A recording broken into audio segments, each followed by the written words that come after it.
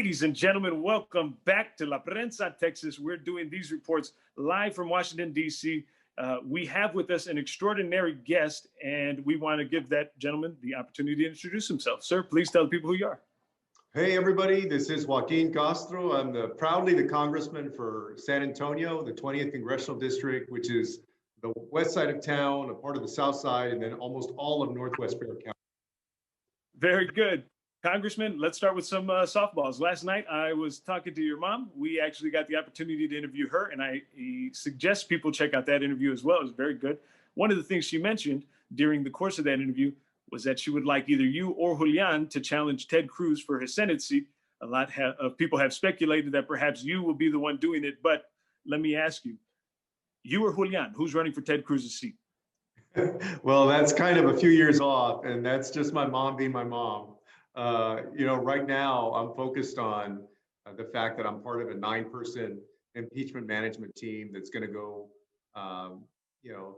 basically try the president in the United States Senate after he was impeached in the House. And so I've been pouring all of my energy and my focus into that right now. Let's talk about the impeachment since you brought it up.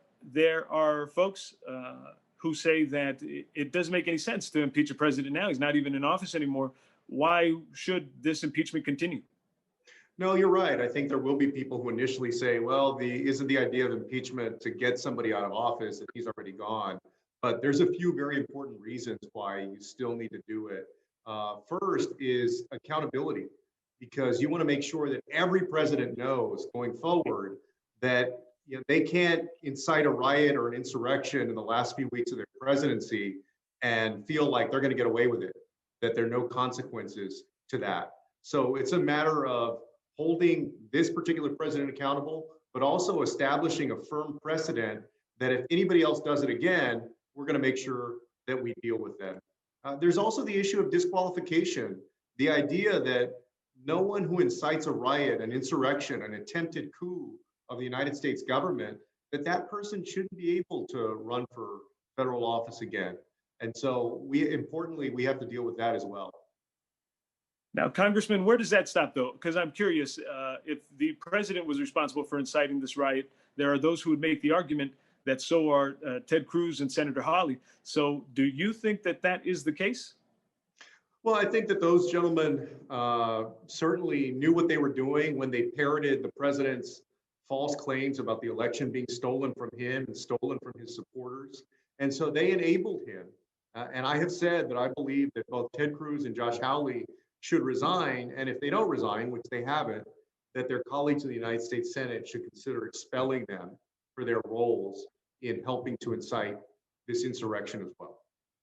Wow. What is your biggest priority and what is the biggest challenge being the leader of this impeachment push?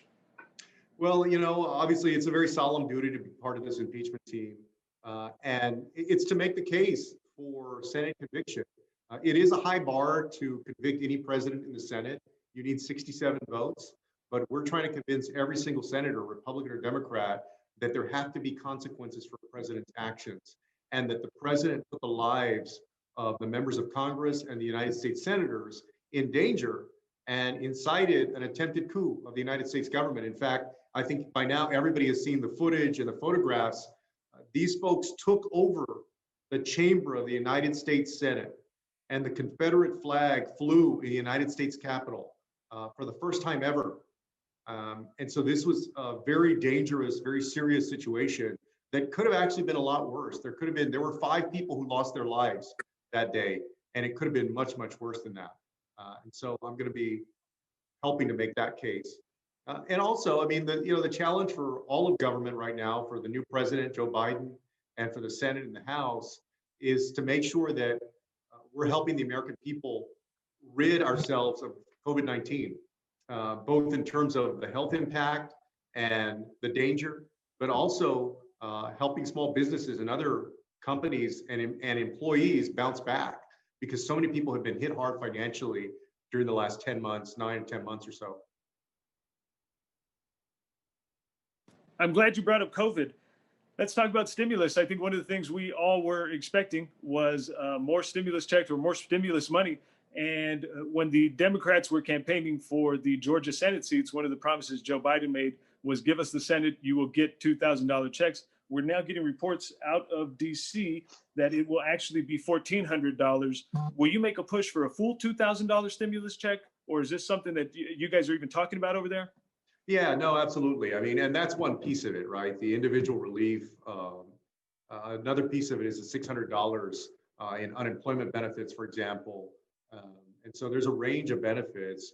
And you're right. I think that we should make the full push for the full 2,000.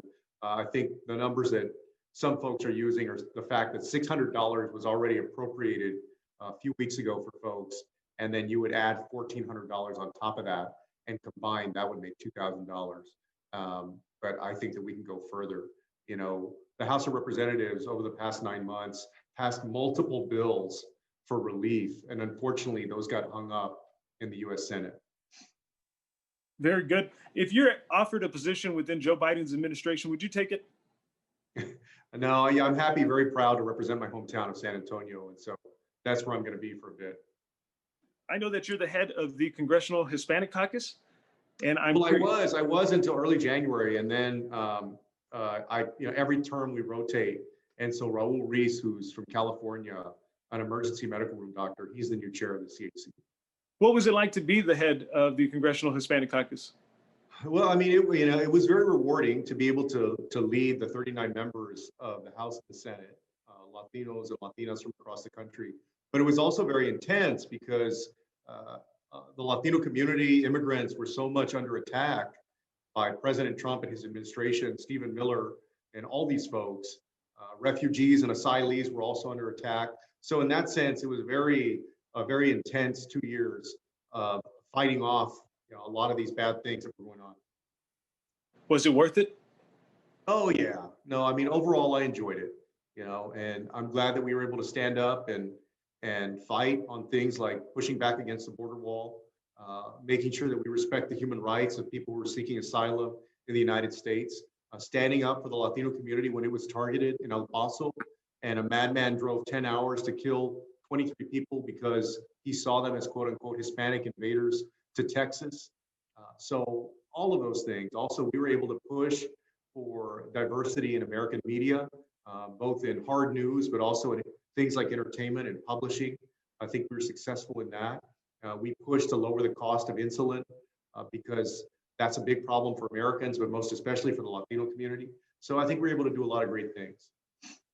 Okay, I know we're running short on time, so I want to ask this question. Recently, there was a push and an uprising on Twitter from the progressive left. Their argument was that House Democrats should hold up the renomination of Nancy Pelosi as the speaker, and in exchange for withholding their vote, they would force a Medicare for all vote to come to the House of Representatives. Was that something that you had heard anything about out there, and did you support the effort at all?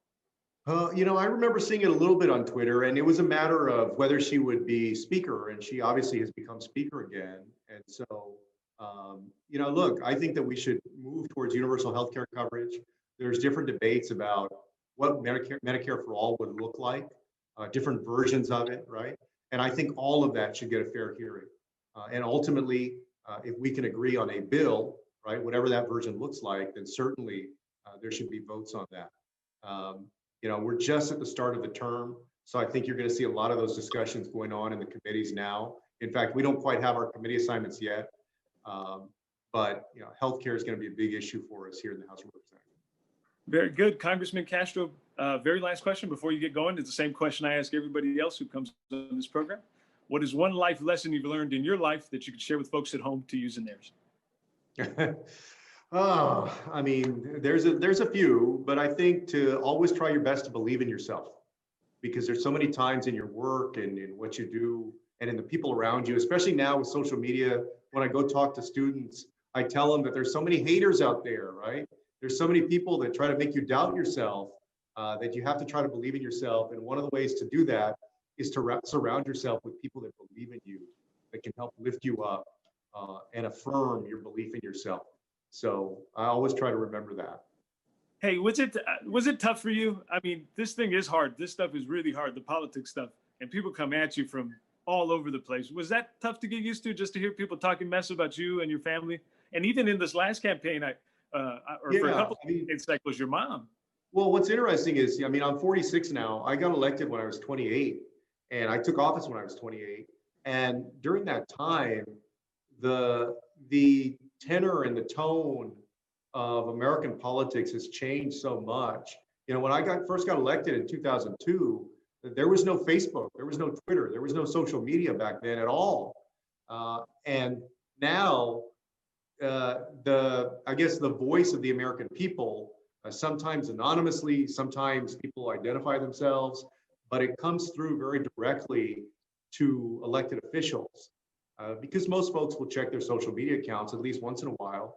And it's generally a good thing because you want people to be able to express their opinion, but there's also no question that at times it's become very toxic as well. And so I would say that, you know, once upon a time, they said that you needed thick skin to run for office. And now I think you need Teflon. I think you're right, Congressman. All right, I'm going to hand it over to my colleagues. You guys take it away. Thank you very much, Congressman, on behalf of the entire La Prensa team.